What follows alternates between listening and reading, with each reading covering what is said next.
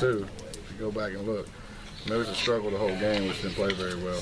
I don't know what else to say. We didn't play well. We didn't play well enough to win.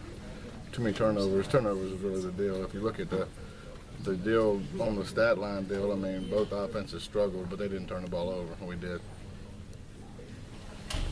Despite the turnovers, you guys were in position for or held control for a lot of that game. Can you talk about that and just how devastating that is for an offense when you keep going back to that? Is it something that's kind of contagious like that?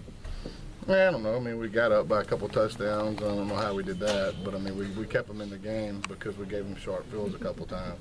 Thought defense played well. We just can't, you can't win games by giving them short fields and giving them easy scores. So not a good team. And so obviously, we respected those guys defensively. We knew it was going to be more of a defensive battle than probably people thought it was going to be. But obviously, we didn't play well enough to win. Shannon, what about the decision to run the ball so much, especially at the end there? Well, they were getting a lot of pressure on us, and so there was some situations there where when people play with two high safeties, sometimes the best situation to do is to run the football. And so, I had to look back and go back and look at every single individual deal.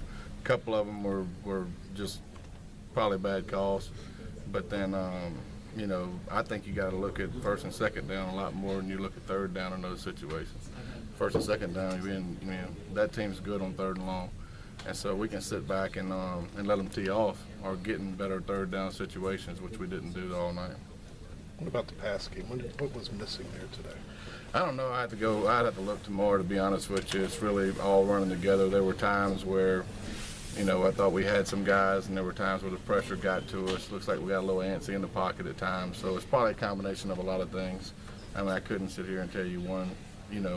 They're good at defending the pass, but we should do better than that, obviously. You surprised by the struggles to run the ball?